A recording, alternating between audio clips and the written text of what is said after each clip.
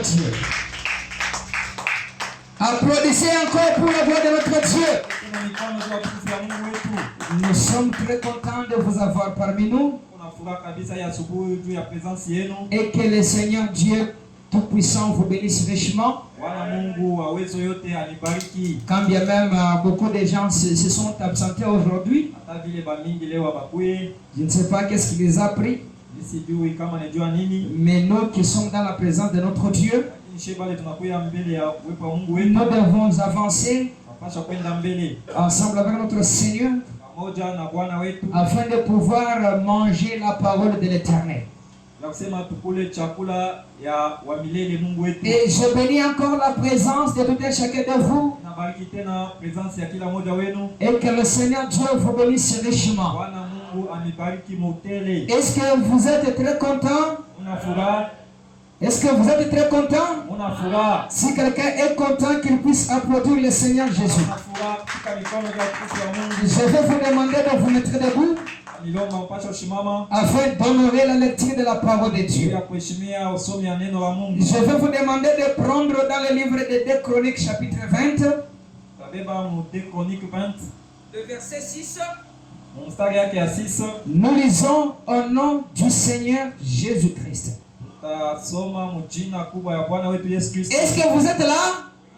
Nous lisons au nom du Seigneur Jésus-Christ.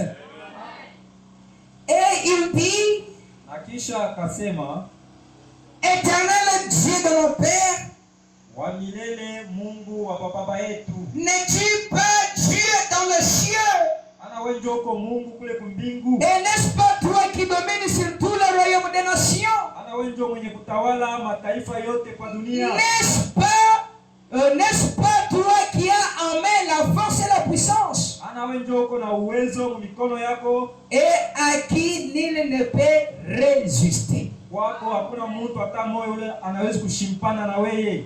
Bien-aimé Père Céleste, toi, notre Dieu, notre Roi, nous te remercions, ô Dieu bien-aimé. Merci pour ces moments glorieux. Merci pour ces moments inoubliables, ô Dieu.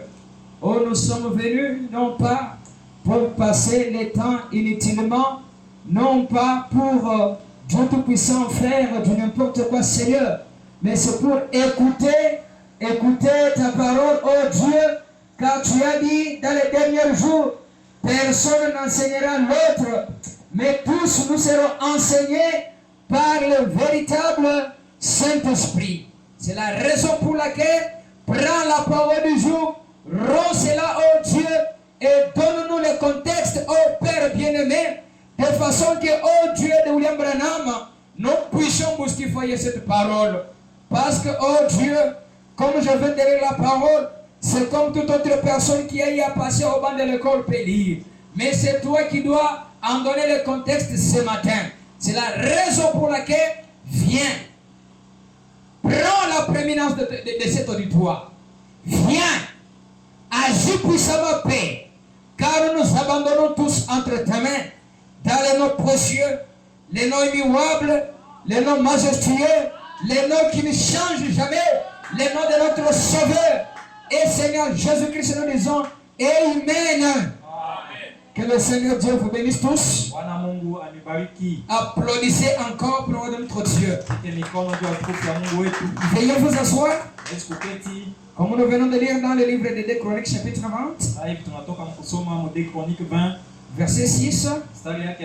Pour ceux qui ont encore de Bible, je vous demanderai de noter encore dans 1 Corinthiens chapitre 1er.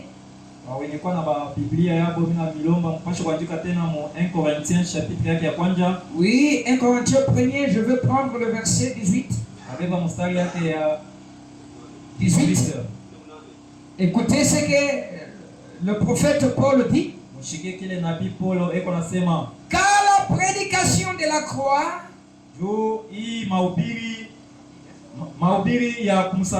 est une folie pour ceux qui périssent, mais pour nous qui sommes sauvés, Mais juu ya sisi wenye kuokolewa, elle est une puissance de Dieu. ile ni uwezo ya Mungu. Que le Seigneur ajoute les bénédictions à la lecture de sa parole. Mungu aongeze mabaraka kwa somo ya neno lake. Et je suis très content d'avoir reçu nos visiteurs au milieu de nous. Niko na furaha kabisa juu ya bageni bale kutembelea katika. Ce que je vous demanderais, kile nitamilomba, et que vous puissiez être prêts kusema mkwe tayari et certains de notre Dieu. Na mkwe na hakikisho juu ya Mungu wetu, parce que nous allons obtenir quelque chose de la part de notre Dieu. Tutapokea kitu kimoja kutokea kwa Mungu wetu. Parce que lorsque la parole de Dieu est prêchée dans sa totalité, wakati ile neno ya Mungu iko yenye kuhubiriwa mu utele, et lorsque la parole de Dieu est prêchée dans sa puissance, wakati ile bena hubiri neno ya Mungu mu uwezo yayo, les malades sont guéris, ba malari batatunziwa, les captifs sont délivrés, benye kufungwa batafunguliwa, et les pauvres reçoivent la bénédiction. Na ba maskini batapata baraka yabo. Et sur base de cette écriture de la Bible que nous venons de lire, na kupitia hii andiko tunatoka kusoma, j'ai un petit sujet que je vais nommer ce matin, niko na kakishina kidogo hii asubuhi, afin que nous puissions faire du bruit, kale tutafanyishia makelele, afin que notre Seigneur Jésus-Christ puisse faire quelque chose de bon. Bwana wetu Yesu Kristo afanye kitu moja fulani juu yetu. Et mon sujet pour ce matin s'intitule na hii asubuhi kishina kyangu, la canalisation de la puissance de Dieu. Kuelekeza uwezo ya Mungu. Ou bien comment canaliser la puissance de Dieu. Ou bien ni namuna gani ya kuelekeza neno la Mungu. Parce qu'on peut parler aujourd'hui de la puissance de Dieu. Tunaweza kusemezea mambo ya uwezo ya Mungu. Les gens aujourd'hui prient pour la puissance de Dieu. Leo watu wako nalomba uwezo ya Mungu, mais ne savent pas comment canaliser, comment orienter cette puissance. Lakini hawajui kuelekeza ile uwezo ya Mungu. C'est la raison pour laquelle avec l'aide de Dieu, kwa maana kupitia msaada ya Mungu, nous allons essayer un peu de voir comment canaliser la puissance de Dieu. Kuonesha namna gani ya kuelekeza uwezo ya Mungu. Parce que le prophète Branham dit, nous avons encore en nous une puissance non exploitée. Ndani mwetu kingali na uwezo ila tuyatumikisha. Et le cimetière, c'est un endroit le plus riche au monde. Parce que sans compter les prédicateurs qui n'ont jamais prêché, sans compter les riches qui sont morts pauvres, sans voiler les gens qui devraient accomplir de grandes choses, mais pour ne pas accomplir de grandes choses. Et nous avons vu beaucoup des enfants de Dieu en train de mourir avec des choses en eux. Et cela n'est pas faute à Dieu.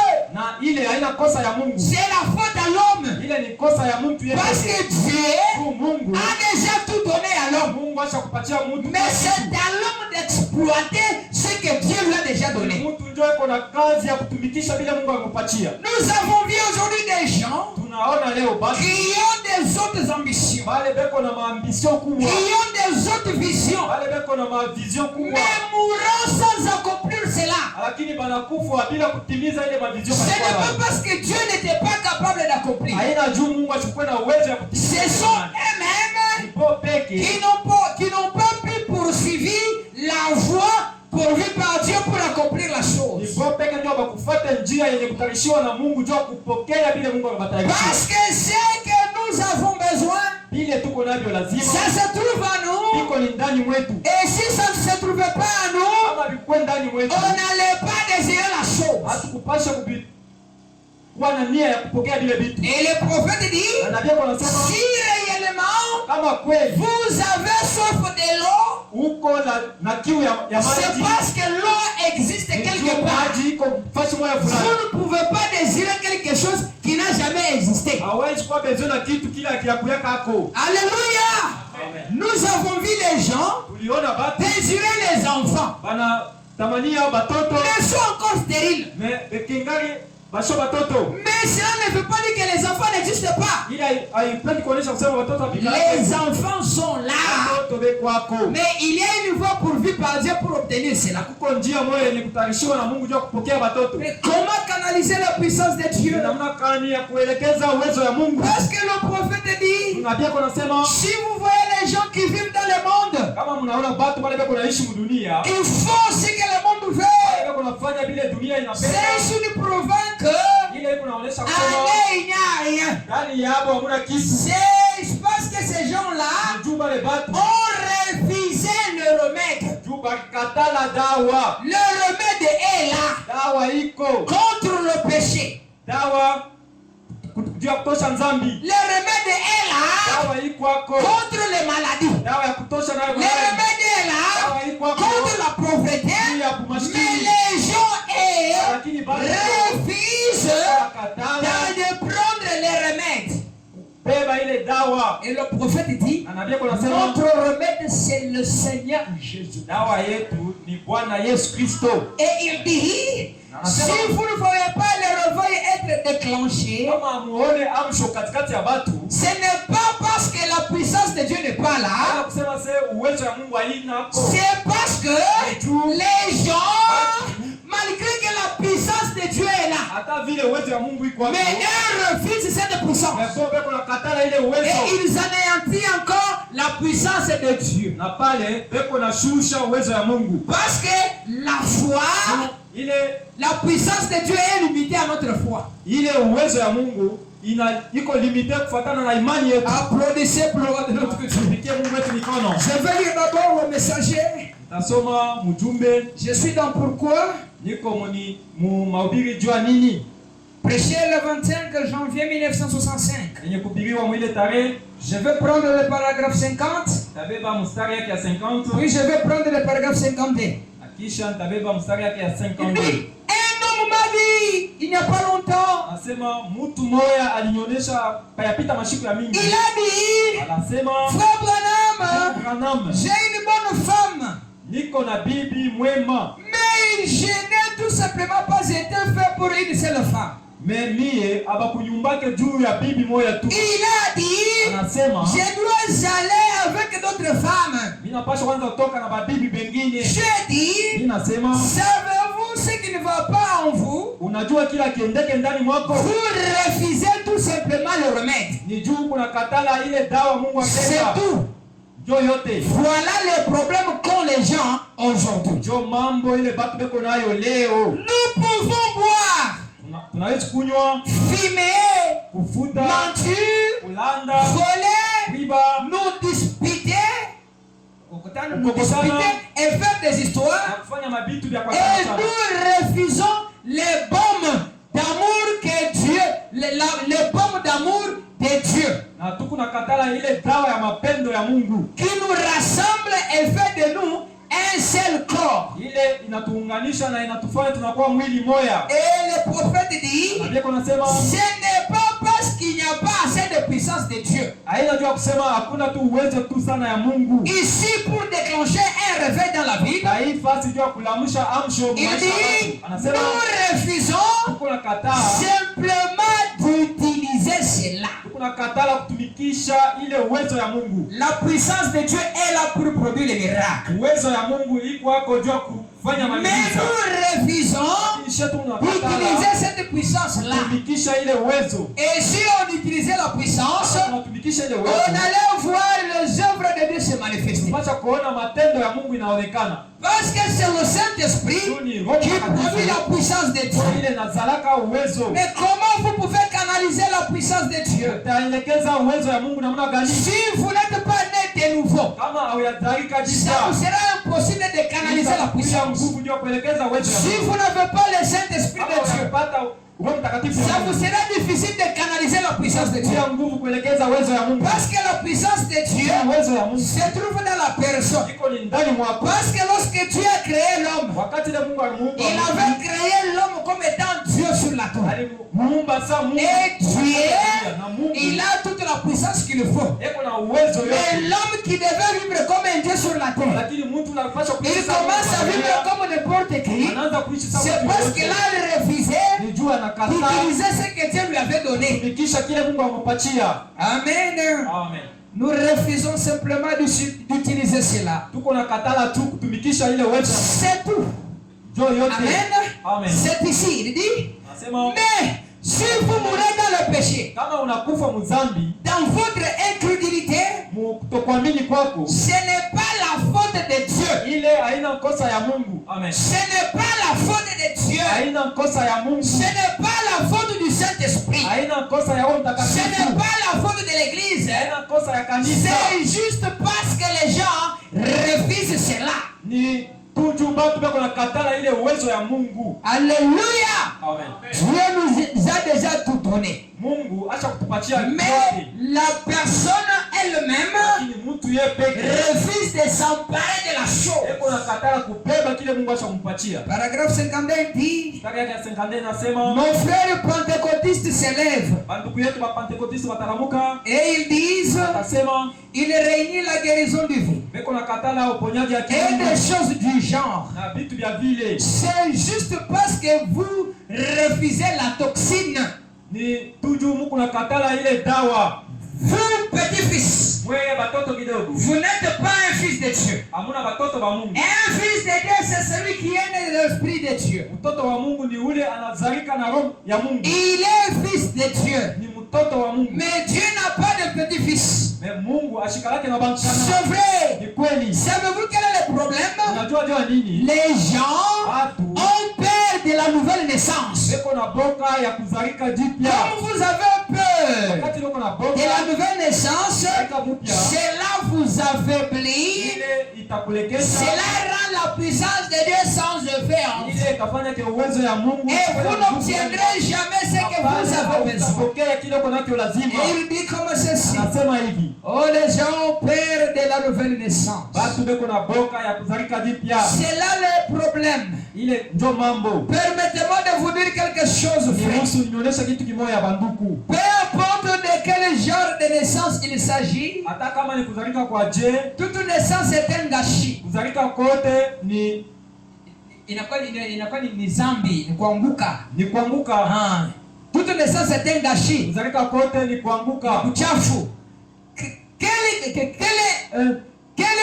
Quel est lié dans une porcherie Hata kama inafanyishika fasi ya banguruwe, ou dans une étable hata kama ni fasi ya ou dans banguruwe, une chambre d'hôpital colorée en rose, hata kama ni hospitali au mshambre ya kutengeneza toute masomo. naissance est un gâchis. Kuzalika kote ni uchafu. Et il en est de même de la nouvelle Na naissance. ziko pamoja na kuzalika jipya. Elle vous amènera à vous agenouiller, Ile kuzalika jipya itakupeleka unatwanga magoti, à broyer, à hurler, kulalamika, kulalamika, et à faire des choses que vous ne pensiez jamais auparavant que vous feriez. itakupeleka kufanya vitu vile au kuwaze sema unaweza kubifanya. Cela produirait une nouvelle vie Ile itazala maisha mpya. aussi sûr que le monde existe. Mpaka hivi tu unaona dunia iko naonekana. Ukikatala kuzalika kipya, Si tu refuses de naître de nouveau, hautaenda mbele, tu n'iras pas de l'avant. kwani kuzalika kipya Parce que la nouvelle naissance, kunaleta uzima mpya. ça apporte une nouvelle vie. Na kama unakuwa na uzima mpya, Quand tu as une nouvelle ni vie, kusema kunakuwa mabadiliko fulani ndani ya maisha yako. c'est-à-dire il y aura un changement dans ta vie. Kwani nabii kunasema hivyo, Parce que le prophète dit, kunakuwa tofauti katikati ya kuzalika kipya na ubatizo wa Roho Mtakatifu. il y a la différence entre la nouvelle naissance et le baptême du Saint-Esprit. Na kuzalika kipya Et la nouvelle naissance, inakuwa ni mabadiliko ya hali ya mtu, c'est le changement de vie de quelqu'un. inakuwa ndio moyo mpya enyewe. Ezekieli nabii alisema, C'est un nouveau cœur que le prophète Ézéchiel avait parlé. lakini unaisha kubadilika, À ce moment-là, vous êtes déjà transformé, unatakasiwa, vous êtes sanctifié. lakini roho ya Bwana hayashuka ndani mwako. Et là, l'Esprit de Dieu n'est pas encore entré en toi. Na kama unapenda uwezo ya Mungu ipate kutumika ndani Et mwako, si tu veux que la puissance de Dieu puisse travailler en kile toi, unaweza kufanya ce que tu dois faire, kia kwanza, unapaswa kuzalika mara pili. la première des choses, tu dois naître de nouveau. Kisha kuzalika mara ya pili, Après avoir né de nouveau, unapaswa kubatizwa na Roho Mtakatifu. tu dois être baptisé du Saint-Esprit. Kisha uzalika na Roho Mtakatifu, Après avoir baptisé du maisha yako Saint-Esprit, itakuwa mpya. là, ta vie sera nouvelle. Wakati maisha itakuwa mpya, Quand ta vie sera nouvelle, alors uwezo ambaye inakuwa ndani mwako la puissance qui était en toi, inaweza kuonekanika là, ça va se na kuingia manifester. mkazi. Et ça sera l'œuvre. Kama hauzalika kipya Si tu n'es pas né de na nouveau, haubatizi na Roho et que tu Mtakatifu, n'es pas baptisé du Saint-Esprit, yote ambayo unaweza kufanya ufanye Tout ce que tu peux faire, hatuwezi kwenda mbele. ça n'ira pas de l'avant. Kwani Pourquoi? kimwili kitafunga, uwezo ya Mungu inakuwa ndani yako. Parce que ce corps va empêcher la puissance de Dieu qui est en toi d'être manifestée. Et la parole de Dieu est suffisante pour déclencher un réveil dans le monde entier. Na neno la Mungu iko yenye kuenea juu ya kuleta amsho mu ulimwengu. Et une seule goutte du sang du Seigneur Jésus-Christ Na ka gutu kamoya ka damu ya Yesu Kristo a la capacité de racheter chaque personne qui est dans le monde. iko na uwezo ya kukombola kila mtu ule kwa dunia mzambi. A la capacité de sauver chaque personne. Iko na uwezo ya kuokoa kila mtu. Ça a la capacité de guérir n'importe quelle sorte de Iko maladie. na uwezo ya kutunza kila malari. Parce que devant les sangs, Dieu ne fait rien encore. Juu mbele ya damu ya Yesu Kristo Mungu asifanyake tena kitu. Et le sang de Jésus-Christ empêche la parole de Dieu de tomber sur les gens. Damu ya Yesu ndio inafanyaka ke ile mapiko ya Mungu ishangukie batu. Parce que dans Exode dit, lorsque je verrai les sangs, je passerai par-dessus vous. Et quiconque refuse le sang de Jésus-Christ, il est en dehors de la volonté parfaite de Dieu. Parce que le sang, c'est le signe. Et le signe, c'est le message. Et il dit, je vais d'abord lire dans écoutez-les. Entre parenthèses, adoption. Paragraphe prêché le 12 juillet 1960. Paragraphe 17 à 18. Il dit, en pensant aux petites choses, rien que ce passage des Écritures là même est suffisant. Ces trois mots suffisent pour déclencher un réveil dans le monde entier.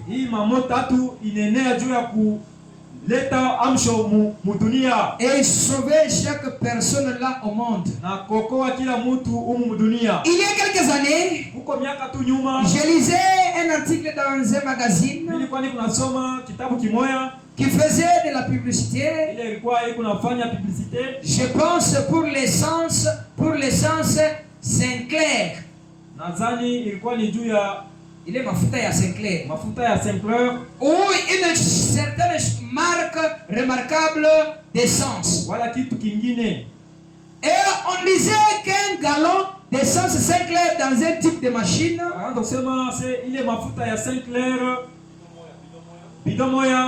un type de machine, si c'est de la fabrication robuste,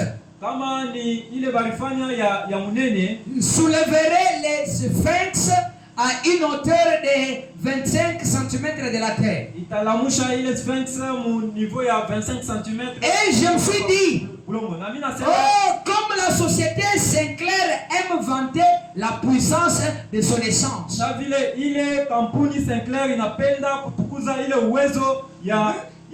Et qu'une petite quantité peut beaucoup faire. Mais je pensais ce matin qu'une seule goutte du sang de Jésus-Christ peut faire sortir chaque pécheur de la boue d'argile et débarrasser chaque hôpital de la maladie, fermer chaque prison et chaque service pénitentiaire, débarrasser chaque asile de fous,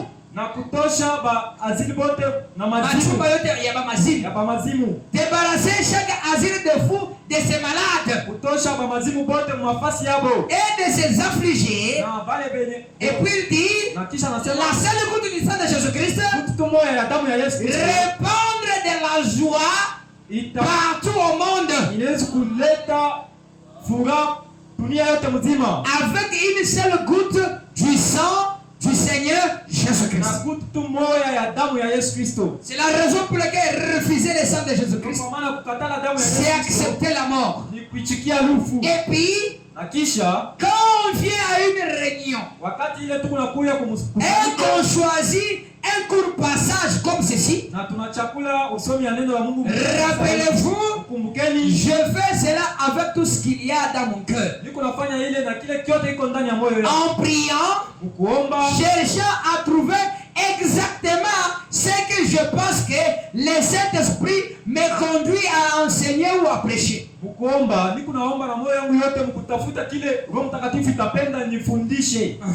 J'ai souvent dit, Mimi nasemaka souvent, si seulement je pouvais avoir une seule goutte du sang littéral de notre Seigneur Jésus dans un récipient, kama mimi kwa tuna bahati ya kupata tu gutu moja ya damu ya Yesu Kristo, nafasi moja ya kuchungia kitu. hata mchupa hata fasi fulani, comme je tiendrais cela dans mes mains, Sasa vile nitaibamba ile chupa mu mikono yangu, je presserai cela dans mon cœur nitaibamba mkilari yangu, et je m'écrirai, na nitalalamika, oh Père, oh Baba, je tiens maintenant le sang du Seigneur Jésus-Christ sur mon damu ya cœur. Yesu Kristo kwa moyo yangu. Quel enthousiasme, Ni furaha nini? quelle joie, Furaha nini? quelle bénédiction Ni baraka ce nini? serait pour moi d'avoir dans un petit verre Ile itakuwa juu ya kupokea ile damu ya Yesu Kristo ou mkilauri. quelque chose comme cela, Wala kitu moja fulani cha une seule goutte du sang du Seigneur Jésus-Christ. mtu moja ya damu ya Yesu Mais il Kristo.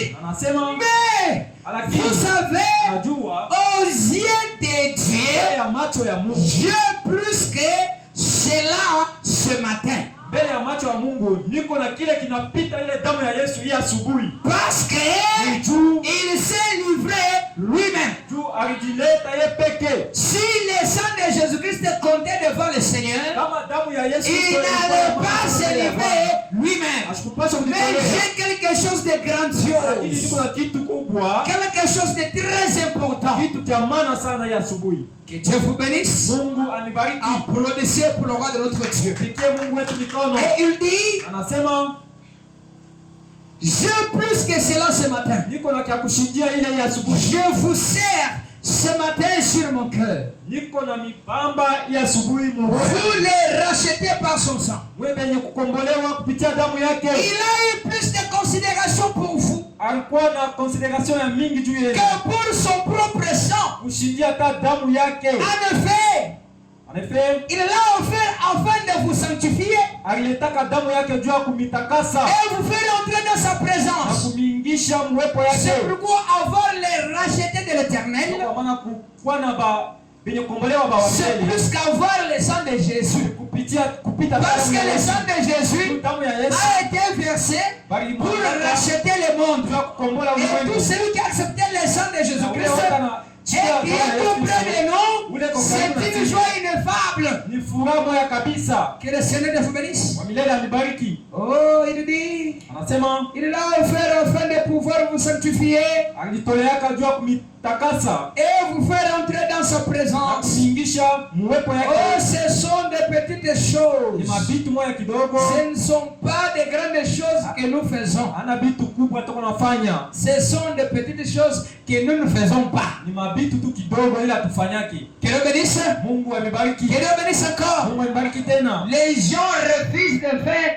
des petites choses et l'Église a fait des petites choses. Batu banakatalaka kufanya tu mabitu kidogo kidogo. Oh, tandis que c'est dans les petites choses où réside la vie. Manake ni mabitu kidogo kidogo ndio mule muko uzima. Et le messager de l'art dit, Na mjumbe wakati unasoma l'erreur qu'avait faite notre mère Ève, kosa moja tu mama yetu Eva alifanya c'était d'avoir négligé ni juu aliacha, et de faire la chose qui semblait être petite dans la parole de Dieu. alikatalaka kufanya tu mabitu tu kidogo, ile ilikuwa msauti ya Mungu. Mais comme elle avait agi de cette façon-là, Sasa vile alifanyaka mwile namna cela est à l'origine de chaque mort qui se trouve sur la terre. ile njo inatuletea magumu yote. Cela est à l'origine de chaque cœur qui se trouve aujourd'hui sur la terre. Ile kosa tu kidogo ile alifanyaka ndio ile inaleta hii bugonjwa. Et pourquoi les gens négligent la nouvelle naissance? Alijua nini batu beko nakatala? Ils ne savent pas pourquoi il faut être né de nouveau. Abajue jua nini ifo kuzalika jipya.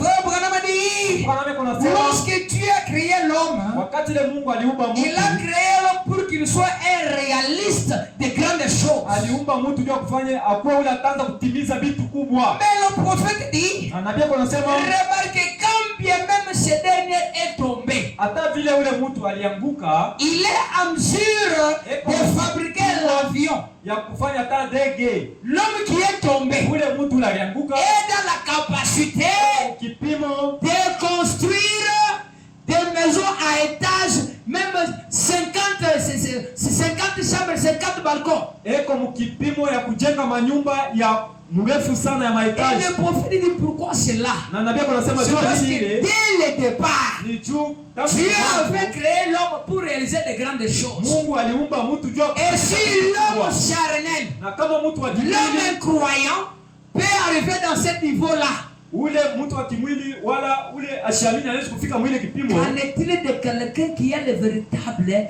baptême du Saint-Esprit dans son âme? Itakuwa namna gani juu ya mtu ule kuna Roho Mtakatifu ya kweli mnafsi yake? Si les hommes de science Kama watu ba peuvent aller de l'avant, hawezi kwenda mbele évoluer, na kwenda aller mbele, là-bas dans les nuages, kwenda mule muma les astronautes, banaenda kule mamwezi. alors à combien plus forte raison celui qui a le baptême du Saint-Esprit dans son âme? Itakuwa namna gani juu ya mule mtu yuko na Roho Mtakatifu? C'est pourquoi le prophète dit, Kwa maana nabii anasema celui qui a le baptême du Saint-Esprit, wote kuna Roho Mtakatifu. il peut se créer un monde Hawezi kuumba et dunia aller en yake. vivre. Na anaenda Ce qui veut dire, il peut ramener quelque chose qui est impossible devant les autres. Amen. Ni kusema anaweza kuleta kitu kile akiwezekane mbele ya Ce watu que les wengine. autres disent que non, non, ça ne peut pas se faire. Ile bado Mais lui, c'est wanasema possible de le hiki faire. akiwezekane mbele ya mtu ule kuna Roho Et Mtakatifu. l'homme comme ça, Na mtu wa il a vile, toujours été bizarre devant les autres. ule mtu wa vile watu hawamwelewake mbele. Et il a toujours été considéré comme étant un fou. Na banamuonaka sawa mazimu. Il peut croire même l'incroyable. Hawezi kuamini hata kile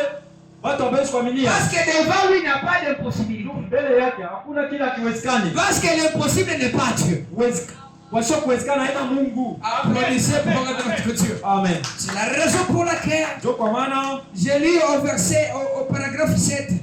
nasoma kumstari yake ya 7 Du même sermon, écoutez-le. mpaka mwile mahubiri moya moya 25 janvier 57. yenye kuhubiriwa mwile tarehe. Il dit, oh, un don de guérison ne signifie pas qu'il vous donne la puissance de guérir quelqu'un.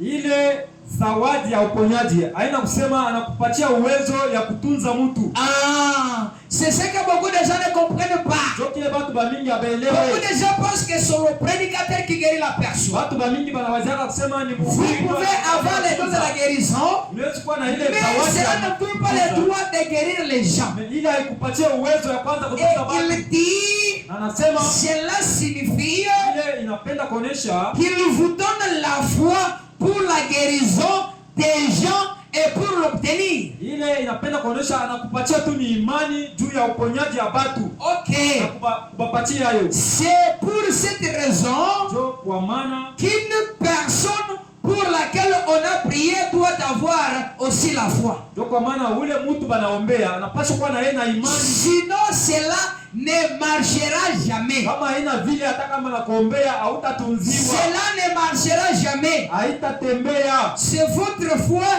individuelle dans une œuvre achevée Ni imani yako mu ile tendo Mungu asha kutimiza, qui produit la chose. ile ndio italeta kile uko nacho. Parce que le prophète dit, na pia kunasema la foi c'est une personne robuste. na pia kunasema imani ni mtu moya kubwa. La foi c'est une personne musclée. Imani ni mtu moya wa maungu ya Qui ne munene. recule pas même devant la mort. Yes, ashogopaka hata mbele ya lufu. Qui ne recule pas même devant les difficultés. Ashirudi yake kumkongo mbele ya Parce magumu. que Hata Jésus avait dit à Marie, Yesu alisema mbele ya n'ai-je Maria, pas dit, si tu crois tu verras la gloire de kama Dieu. unaaminia utaona uwezo wa C'est que Mungu. même si quelqu'un a réellement la foi. Kusema kama kweli mtu yuko na Et le imani. prophète dit, Na pia kunasema il y a deux types de foi. kuko maimani namna mbili. Il y a la foi illusoire et la foi parfaite.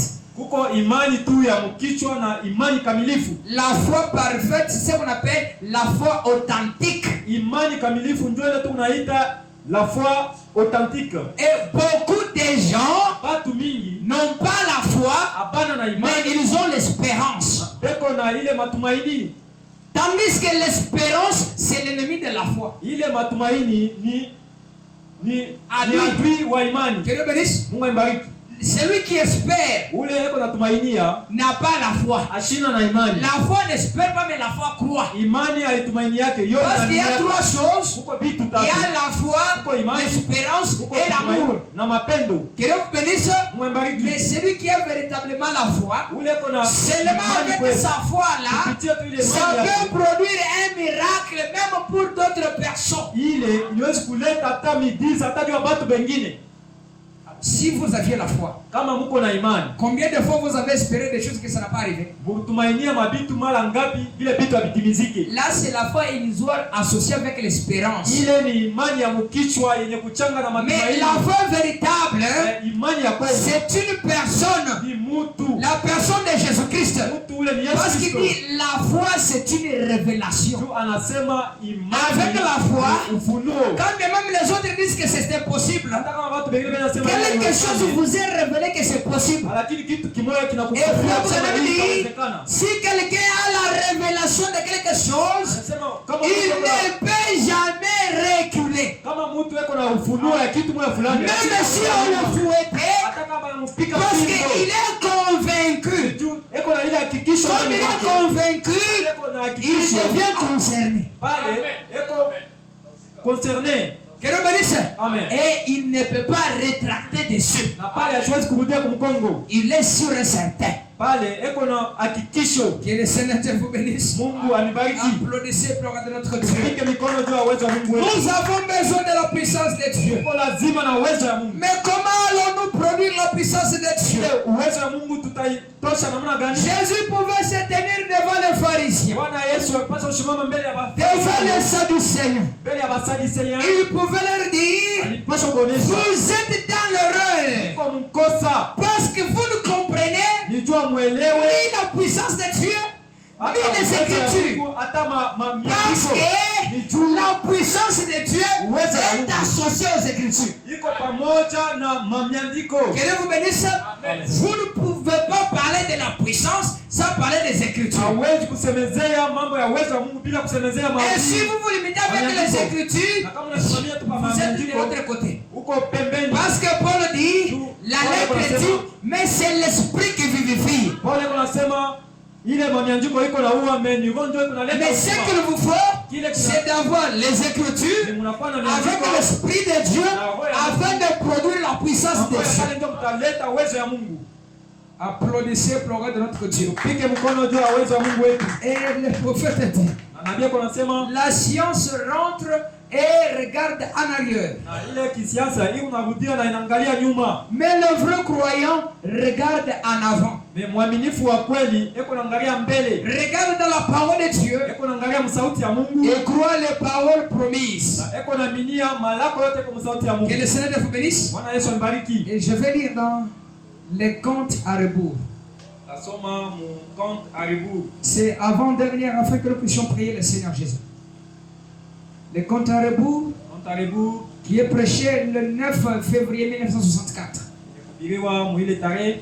Je vais prendre le verset 37 jusqu'au verset 38. Tabeba mstari yake ya 37 na 38. Écoutez ce que le prophète dit. Ushikie kile nabii yako nasema. Est-ce que êtes-vous ensemble avec moi? Kwa pamoja na mie. Applaudissez pour notre Dieu. Pike mikono Il dit, Mungu tunasema. mais Dieu, Lakini Mungu en ce qui concerne la réalisation spirituelle, kuangalia vile ndio unaangalia vya kutimiza vya kiroho. va de l'avant et non en arrière. Ye anaendaka ni mbele, hapana kurudia kumkongo. Il va de l'avant, Mungu anaendaka ni mbele. regardant dans la parole Eko naangalia maneno et yake croyant les promesses pour des choses qui n'étaient na eko naamini malako juu ya vitu jusqu'alors jamais arrivées jina leo bila vyafikaka pour des révélations spirituelles, juu ya ufunuo ya kiroho, afin de manifester les choses spirituelles que Dieu a juu promises. ya kuonesha vitu vya kiroho vile Mungu akitulaka. Il les voit s'accomplir. Eko naona vile vitu De vinatimizika même que la science, namna moya moya dans kisiasa son laboratoire, ile fasi yako ya kufanya travaille sur différentes choses prises dans la création pour aider l'homme. beko natumika kwa mabitu vya mingi bila banabeba mu Création juu ya kusaidia mtu. L'homme spirituel regarde en avant Mtu wa kiroho anaangalia ni mbele. à quelque chose que Dieu a promis Eko anaangalia kwa kitu kile Mungu et qui n'a anataka. pas encore été jusque-là. Kila kiaku yako. L'homme naturel regarde en arrière. Lakini mtu wa kimwili eko anaangalia. L'homme spirituel regarde en avant. Mtu wa kiroho anaangalia ni mbele. Ensuite, il dit, il en est de même dans l'église. Iko pamoja mkanisa. Les membres de l'église naturelle regardent en arrière. Mwanamemba wa kanisa ya kimwili eko anaangalia kumkongo. À ce que Finney, Juu ya Finney, kwa kile Finney, sans qu'il Knox Calvin, Sanki nafsi Calvin. l'homme naturel il regarde ce que les autres ont dit pour ne pas regarder les promesses de son temps. Eko anaangalia vile watu wengine wako nasema, olia yako angalia malako ya wakati Les yake. membres de l'église naturelle Banyamemba ba kanisa ya kimwili regardent en arrière eko anaangalia kumkongo. à ce que sans qu'il Knox Calvin Finney Wakile Sanki nafsi Calvin beko nasema et le frère Bonhomme dit na ndugu name beko nasema cela était très bien, ile ilikuwa mzuri. mais c'était leur jour. Mais ile ilikuwa ni wakati yako. Nous regardons en avant, Merci, tunaangalia mbele. attendant quelque chose d'autre, Tunaangalia mbele mkuchunga kitu kingine. une promesse plus grande Malako moya kubwa et plus glorieuse na utukufu que Dieu a promis. ile Mungu akitulaka. La science Kisiasa retourne en arrière yako narudia nyuma pour prendre la chose. kubeba kitu. Nous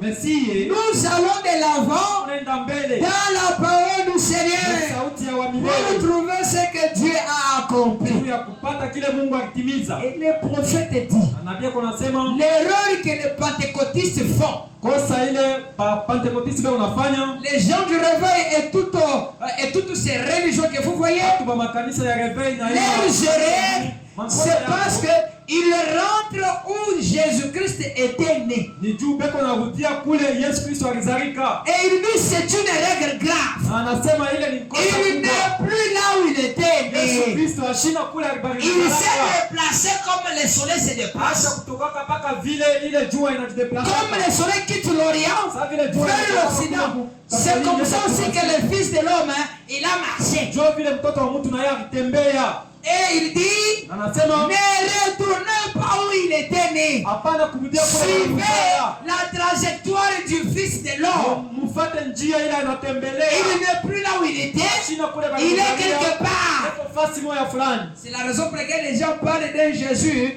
impuissant. Ndio kwa maana leo watu beko nasemezea Yesu moya washo uwezo. Les gens parlent de Jésus qui n'a pas de fait.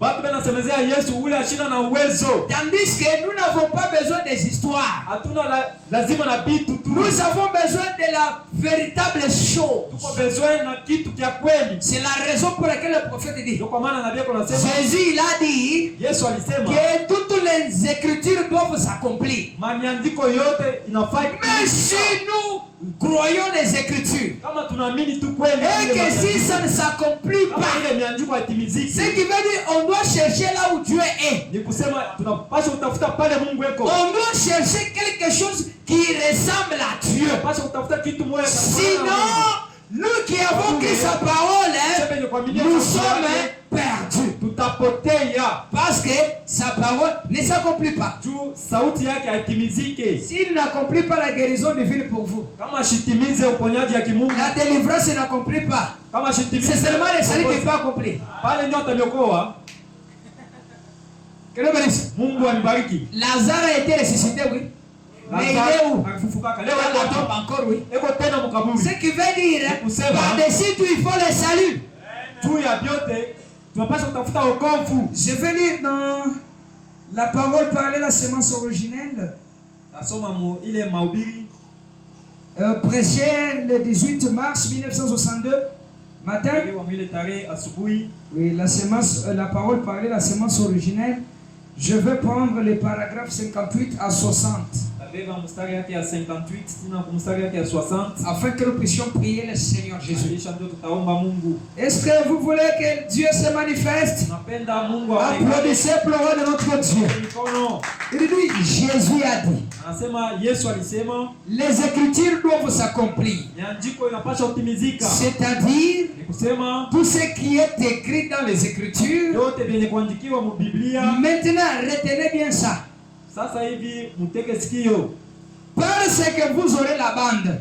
Sasa vile mtapokea hii mahubiri, hii band, À la fin des bandes, kisha mwisho ya hii mahubiri vous verrez que je vais encore y revenir. utaona ya kusema nitarudia tena pa ile mambo. Tout ce qui se trouve dans les Écritures doit s'accomplir. Yote vile viko vyenye kuandikiwa vinapaswa kutimizika. Maintenant, Sasa hivi je vais laisser mon auditoire s'imprégner de ça ninapenda kuacha auditoire yangu ipambe kile kitu pendant un instant. wakati moja kidogo. Vous voyez, Naona tout ce qui se trouve dans les Écritures doit s'accomplir. kile kyote kiko kenye kuandikiwa mu Biblia kinapaswa kutimizika. Alors, si Dieu a dit quelque chose, Kama Mungu alisema kitu moja fulani, voilà, cela doit s'accomplir. ile inapaswa kutimizika. Ou sinon, Kama ce n'est pas la parole de Dieu.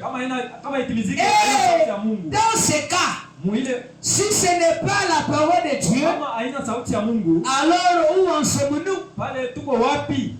Que Dieu bénisse. Mungu ambariki. Si Dieu a dit quelque chose Kama Mungu et alisema que ça ne mambo s'accomplit fulani, pas, na kama ile mambo et qu'il ne yatimizike, soit pas sa parole, na kama nous haina qui sauti avons ya écrit sa parole, Sasa venye kuaminia où en sauti yake, sommes-nous? tuko wapi? Et il dit, Anasema allons vers quelque chose qui ressemble à Dieu. twende karibu na kitu moja kile kinafanana na Où Mungu. tout ce qu'on aura envie de faire, Wala kile kyote tutakuwa nacho lazima comme la tufanye. Bible le dit, Ile Biblia inasema mangez, mukuli, buvez mukunywe et réjouissez-vous, na mfurahie. car demain nous mourrons. Juu kesho mtakufa. Parce qu'il n'y a pas de Dieu. Juu hakuna Mungu. Alors s'il n'y a pas de Dieu, pourquoi s'aventurer avec les choses de Dieu? Kama hakuna Mungu, nijua nini kucheka na mambo ya Soit Mungu. on doit aller vers quelque chose qui ressemble à Dieu, Tunapaswa kwenda mbele ya kitu kile kinafanana soit na on Mungu. doit faire ce que la Bible a dit. Wala tutafanya kile Biblia Mangez, inasema. buvez, réjouissez-vous, parce que demain nous mourrons. Kesho tutakufa. C'est la raison pour laquelle ce que nous avons besoin,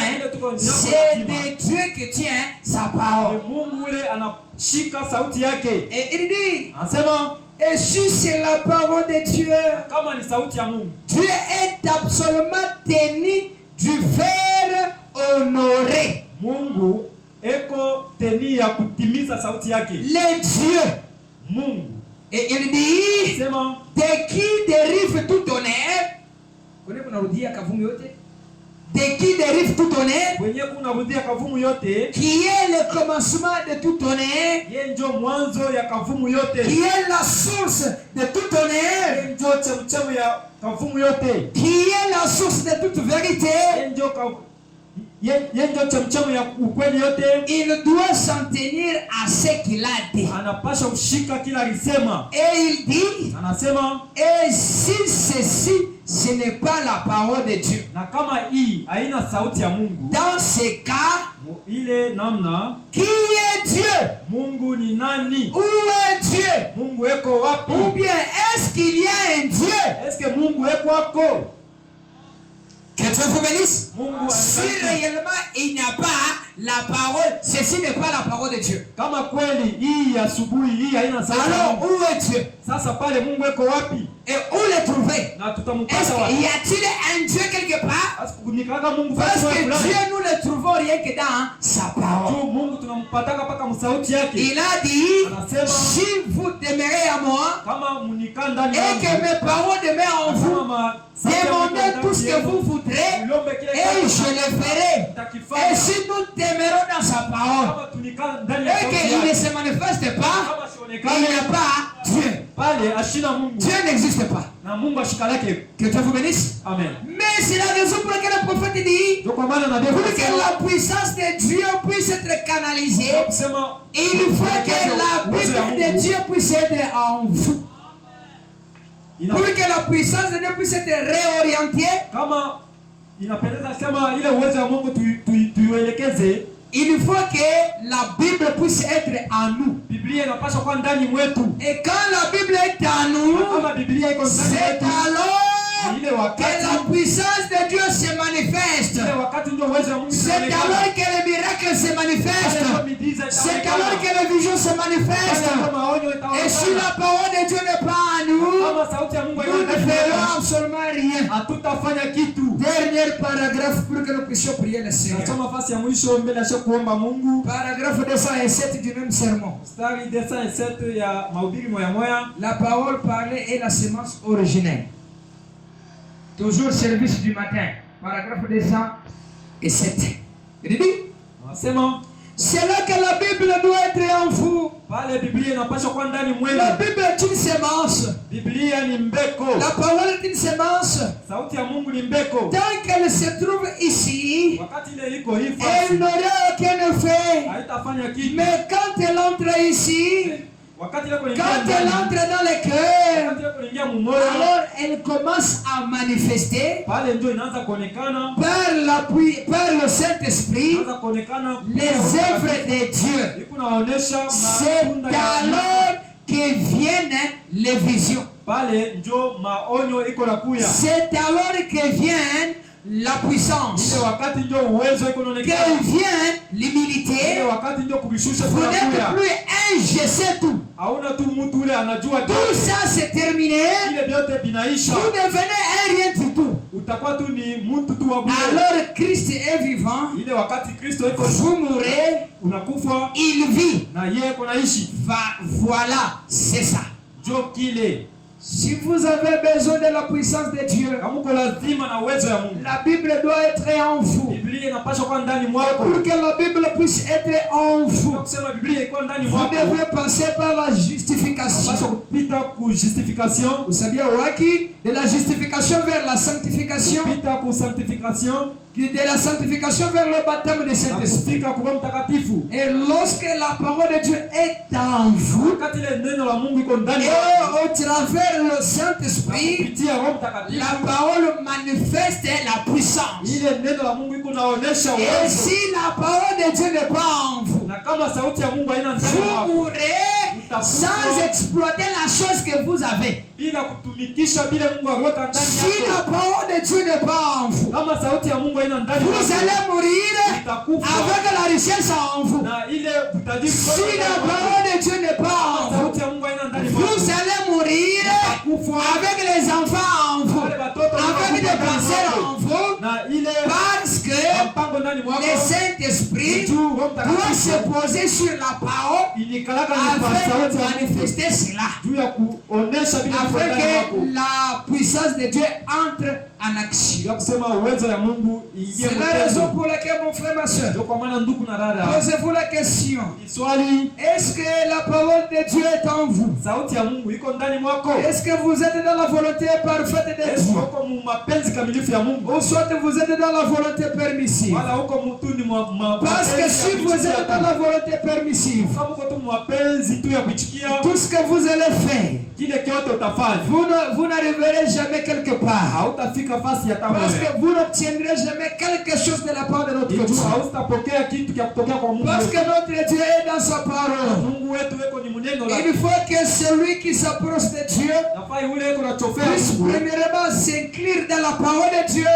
Ifaa kwe kwanja Que ni nous sauti puissions ya Mungu. vivre la parole de Dieu. Aishi sauti ya Mungu. La raison pour laquelle, mon frère et Kwa ma soeur, maana ndugu na dada, on n'a pas de parole. hatuna Il n'y a qu'une seule parole. tu ni neno Mungu. Et ya la Mungu. parole d'aujourd'hui, Na hii sauti ya c'est le leo message du temps de la ni vie. ujumbe ya Parce wakati que mwisho. dans chaque âge, Kizazi il y a chetu toujours eu les peines de proposition. unikalaka paka ile mukate ya proposition. Parce que si vous êtes dans un âge quelconque Kama uko mkizazi moya fulani, et que vous ne vivez pas la parole de Dieu selon votre na âge, kama uishi sauti ya Mungu kufuatana na et que kizazi vous ne chako, croyez pas les messages de votre na âge, kama uaminie ujumbe ya wakati vous yako, n'arriverez jamais à accomplir quelque chose de grandiose. hautatimiza kitu hata moja. Parce que lorsque Dieu envoie un âge, wakati ile Mungu weko natuma ujumbe mkizazi, et lorsque un messager vient avec le message, wakati ile mjumbe weko nakuya na pour Dieu ujumbe, c'est la fin de l'âge. ni kusema ni kumwisho Pour ya ceux Mungu. qui sont dans le monde, l'âge continue. Juu ya pale weko mdunia ile kizazi kikuendelea, Et pour cet âge ici, juu Si vous voulez produire la puissance de Dieu, kama unapenda kuonesha uwezo wa il Mungu, faut être participant unapaswa kuwa pamoja de ce message du temps de la fin, pamoja na hii ujumbe wa wakati de wa mwisho. façon que vous puissiez être le bénéficiaire. Nasema mbenefisie kitu mwa Parce que nous avons reçu Dieu aujourd'hui. tupokea Mungu leo. Nous avons reçu le Seigneur Jésus-Christ aujourd'hui. Tupokea Bwana Yesu Kristo Oh, il leo. vient dans sa puissance. Kabla anakuyaka Oh, muwezo tout wake celui wote. ouvrira son cœur. Kwa ule wote Le Seigneur Jésus-Christ viendra Bwana Yesu et atakuja entrera en lui. kuingia ndani mwake. Et lorsqu'il va entrer en lui, Ataingia ndani il va mwake. changer la personne. Atabadilisha mtu. Il va faire que la personne Afanye mnamo kusema puisse mtu. devenir une autre personne. Akuwe mtu mpya. Et votre nature doit changer. Na ile hali yako itabadilika. Votre façon de faire des choses doit changer. Namna yako ya kufanya mambo itabadilika. Et si vous n'êtes pas dans la Na parole, kama huna mneno la et si Mungu, vous n'êtes pas dans la volonté parfaite, kama huna mapenzi kamilifu vous ya n'irez Mungu, vous n'irez nulle part. hautaenda fasi. Parce que Dieu est là. Juu Mungu eko. Frère Branham dit, Kwa nami kuna sema dans la jonction du temps, muungano kwa Mapandanjia.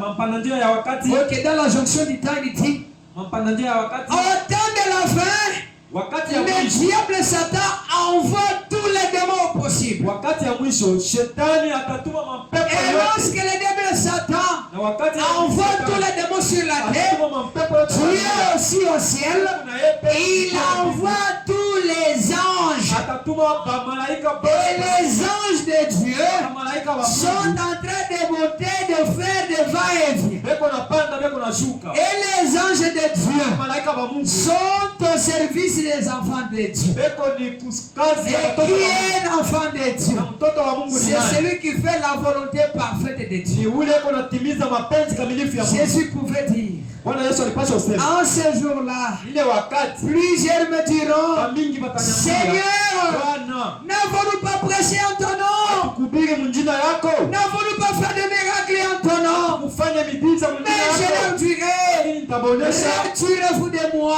twende mbali na vous mimi. qui commettez l'iniquité. Penye kufanya Parce qu'il dit, ces gens-là ne faisaient pas la volonté parfaite. kwanza kufanya mapenzi kamilifu ya Mungu Et faire la volonté parfaite de Dieu. na kutimiza mapenzi C'est kamilifu ya servir Mungu. Dieu Ni kutumikie Bwana selon sa volonté. kufuatana na mapenzi yake. Servir Dieu selon sa volonté, Kutumikia Mungu c'est kwa mapenzi yake. découvrir qui vous êtes, Ni kuvumbula dans quel âge vous vivez, huko naishi qu'est-ce que vous pouvez faire. unapaswa kufanya nini? Parce que dans chaque âge, Kila il y kizazi a les promesses rédemptrices attachées pour cet âge-là. hata malako iko Et que si vous ne croyez pas les messages de cet kama âge-là, waaminie ujumbe vous ne wa serez wakati. jamais les bénéficiaires de toutes ces promesses rédemptrices. Que le Seigneur de vous bénisse. Bwana Mungu amebariki. Nous avons besoin de canaliser la puissance de Dieu. Tunapenda kuelekeza uwezo wa Mungu. Mais comment canaliser la puissance de Dieu? Namna gani ya kuelekeza uwezo wa Mungu? Il faut naître de nouveau, Tunapaswa kuzalika jipya. avoir la parole de Dieu en nous. Tunapaswa kuwa na neno la Mungu ndani Ensuite, le yetu. Saint-Esprit viendra Ya kusema wakati ile Roho Mtakatifu pour anakuja manifester les œuvres de Dieu. juu ya kuonesha matendo la Mungu. Et c'est le Saint-Esprit qui canalise la puissance. Na ni Roho Mtakatifu ndio yuko naelekeza ile uwezo ya Mungu. Vous pouvez être plein d'onction. Unaweza kuwa na onction ya mingi Si vous n'avez pas la puissance de Dieu, kama una na uwezo ya Mungu. vous ne serez pas capable de canaliser la puissance. Hautakuwa na ile uwezo ya C'est la kuelekeza raison pour uwezo ya laquelle, mon Mungu. frère et ma soeur, Kwa maana ndugu na dada, est-ce que êtes-vous né de nouveau? ushazalika jipya. Avez-vous le baptême du Saint-Esprit? Pokea Roho Mtakatifu. Est-ce que vivez-vous toute la parole de Dieu Dieu? yako kunaishi sauti ya yote Si ya vous Mungu. vivez la parole de Dieu, Unaishi sauti yote ya vous Mungu. devez savoir que Unapaswa kujua kusema le Saint-Esprit est Roho disposé. Mtakatifu iko Et tayari. si vous l'appelez ce matin, Kama unaita ile Roho Mtakatifu il ya Mungu, sera là itakuya afin de pouvoir répondre à votre appel. juu ya kujibu kumwito yako. Ne faites pas comme la femme de Lot. Usifanye saa ule bibi wa Lot. La femme de Lot avait sorti. Bibi wa Lot alitokaka, Mais sa pensée, son esprit était encore dans le monde. lakini mawazo yake, roho yake ilibakia mule Comme dunia. sa pensée, son esprit était encore dans le Sasa monde, vile mawazo yake na roho yake ilibakia il mdunia, ne pouvait pas persévérer dans les choses de Dieu. asikuendelee mu mambo ya Mungu. Jusqu'à ce que le monde lui a attiré encore de Na nouveau. wakati ile dunia ilimkokota En tena, regardant en arrière, anaangalia nyuma. regarder en arrière, c'était renoncer à sa foi. Kuangalia nyuma ni anaachilia imani Elle est yake, devenue une statue du Seigneur. anakuwa ibwe ya Ma chumvi. soeur et mon frère, Ndugu na dada, il y a eu des moments où vous étiez persévérants. kuna Kwa wakati moyo ile uanza kwenda Il y a eu des moments où vous aimez beaucoup plus la parole. Kwa wakati moyo upendaka Il y a eu des moments où vous priez beaucoup. Kwa wakati moyo unataka Il y a eu kuomba des sana. moments où vous aimez les choses de Dieu. Wakati moyo upendaka vya Où Mungu vous sana. n'aimez pas vous absenter. Wakati la kuanza Vous n'aimez pas critiquer. Kuanza kupenda Vous n'aimez pas faire des vains débats. kupenda kwanza Qu'est-ce que vous êtes arrivé aujourd'hui? nini kinakufikia leo? C'est parce que vous avez rétrogradé. Ni juu unarudia nyuma. Mais la grâce est là encore. Lakini neema ya Mungu Parce que ingali. nous avons besoin des gens qui peuvent relever les défis. Kwa lazima na watu wale wanaweza kugelevea ile Et si pesi. la puissance de Dieu n'est pas canalisée, Lakini kama uwezo ya Mungu haina on ne ndani peut pas relever les défis. hatuwezi kugelevea defi. Parce que les sorciers sont là. Kwa balozi beko Nous sommes déjà défiés. basha kutupia defi. Les magiciens sont là.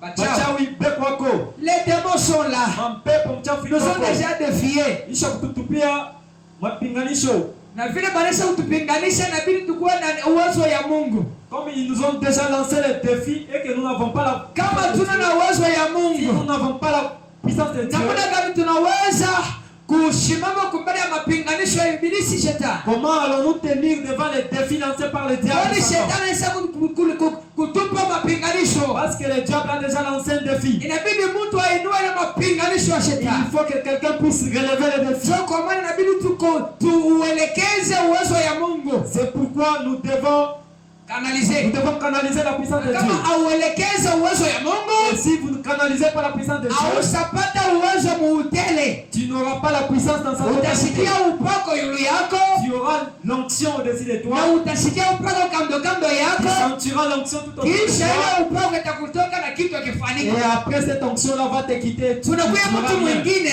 Il y a quelqu'un wakati d'autre. wanahubiri kabisa, Quand on prêche la parole de anasikia Dieu, machangamuko fulani ndani yake, il sent une certaine sensation. anasikia uwezo fulani na mwikana, Il sent une certaine puissance. anaweza Il naruga, peut sautiller. analalamika, Il peut crier. anacheza, Il peut danser. anasema muruga, Il peut parler en na langue. kisha ile dalili ile kivukutu kile, Et après cette atmosphère-là, alors anaenda na anabakia mtu moja moja. il quitte et il part. Il reste la même personne. Eti Biblia inakwenda ni mwako ndugu dada, Est-ce que la Bible est au-dedans de toi, mon frère, ma eti soeur? unashazalika kipya, Es-tu déjà né de nouveau? na kama uzalike kipya, Et si tu n'es pas né de nouveau, Roho Mtakatifu hawezi kuja ndani yako, le Saint-Esprit ne peut pas na venir kama dans Roho toi. Mtakatifu hakuja ndani Et yako, si tu n'as pas le Saint-Esprit en uwezo toi, wa Bwana Yesu Kristo la puissance du Seigneur haiwezi Jésus-Christ kuonekanika ndani ya ne maisha peut yako. pas se manifester dans ta vie. Ndio kwa maana ni swali ndugu, C'est pourquoi tu dois te poser la question, namna mon ambayo frère. nafanya mambo, Ta façon de faire les eti choses. Yesu Kristo eko ndani, Est-ce que le Seigneur Jésus-Christ est na au-dedans kama de Yesu toi? Kristo sina Et ndani, si le Seigneur Jésus-Christ n'est pas en toi, hawezi kuenda mbele. tu ne peux pas aller de l'avant. Mutashima yule pandake mko naendelesha na Nous kusema. allons nous lever pendant que je suis en train de Mutashima parler. shiko tayulu. Nous allons tous nous lever. Wivyo nakuya dada ndugu. Comme tu es venu, mon frère, ma soeur, Inakupasha Mungu anakuwa hai. il faut que Dieu soit vivant. Il vous faut un Dieu vivant. Inakufaa Mungu anakuwa hai. Il vous faut un Dieu vivant. Na kama unaona Mungu anakuwa hai, Et si tu as un Dieu vivant, au stenda mbele dada. si tu n'as pas un Dieu vivant, tu n'iras pas de l'avant. Aone kubukofu namna ambayo unakombana miaka na miaka dada. Tu ne vois pas les combats que tu es en train de combattre des Angalia années. maukomvi namna unakombana ndugu miaka na miaka Tu ne dada. vois pas comment tu es en train de combattre des années. Angalia namna ambayo makazi haendeke miaka na miaka. Regarde comment tes travaux ne vont pas de l'avant des Angalia années. namna ile maisha yako yanazunguka mpaka fazi moja Regarde ndugu comment dada. ta vie ne fait que les cercles vicieux. Inakubidi Mungu anakuwa hai. Il faut avoir un Dieu vivant. Na ule Mungu anakuwa hai, Et quand tu as un Dieu anakuwa vivant, ndani ya neno lake. le Dieu vivant est dans sa Na parole. neno la Mungu leo Et la parole de Dieu ni aujourd'hui, ujumbe ya wakati ya c'est mwisho. le message du temps Na du ujumbe soir. wa wakati ya mwisho Le message du temps du ni soir, mahubiri ambaye tunamihubiri. c'est cette parole dont nous Ndio kwa prêchons. maana dada C'est yangu, pourquoi, ma na soeur, wakati tukifika mu maombi, quand nous allons entrer en prière, inabidi ulie kabisa. tu dois pleurer devant ton Dieu. Unapaswa kuambia Mungu wako maisha ambayo Tu dois unaishi. dire à ton Dieu la vie que tu es en train de traverser. Ambia Mungu wako penye unaangukia. Dites à ton Dieu là où tu es tombé. Ambia Mungu wako penye pale ulimwachia. Dites à Dieu là où tu as laissé. Nabii anasema Le hivyo, prophète dit ceci. penye unamwachia Là où tu l'avais ndio abandonné, penye utamlokotia. c'est là où tu iras les trouver. Na kama haumlokote, Et si tu ne pars na pas les kama trouver, mtafute, et si tu ne les cherches wale pas, Mungu washatake mtu. Dieu n'abandonne personne. lakini mtu jina mwachaka C'est la personne qui abandonne niko na hivi Dieu. mahubiri na hito nitakuwa na wewe mimi nilikuwa na Musa. Je suis dans la prédication intitulée Je serai avec toi comme j'étais avec Moïse. Nabii kunasema hivyo. Le prophète dit ceci. Mungu aliambia Yoshua kama hivyo. Dieu avait dit à Josué, Mimi sitakuachaka je ne t'abandonnerai pas. hata kama wewe unaniacha. Même si toi tu Mimi wa m'abandonnes, milele mimi sitakuacha. moi je ne t'abandonnerai pas. Tayarisha njia Je fulani. veux préparer une voie Munamune nikurudishe tena kwangu. de sorte que je puisse te ramener à Kwa ton maana frère et moi. ndugu na dada, Pourquoi mon frère, ma kile soeur? napaswa kufanya Ce que tu dois faire, ni kurudi mu mapenzi kamilifu ya Bwana c'est Yesu de Kristo. venir dans la volonté parfaite Na de waanze Dieu. kufikiri kile tabia Bwana yako. Commence à méditer ce que tu dois dire à ton Dieu. Uanze kufikiri kile utaomba Mungu wako. Commence à méditer ce que tu dois prier ton Na Dieu. kama ulirudi nyuma, Et si tu avais rétrogradé, na kama kuishi tena neno tu lake, n'avais pas vu toute la kama parole de kufanya Dieu, mapenzi yote tu kamilifu, ne faisais pas toute la volonté parfaite de wakati Dieu, hii il est maintenant temps. ile unapaswa kulitumbukiza kwa maombi. Tu vas entrer, te plonger dans la Prions prière. tous ensemble le Seigneur Jésus-Christ. Prions Dieu.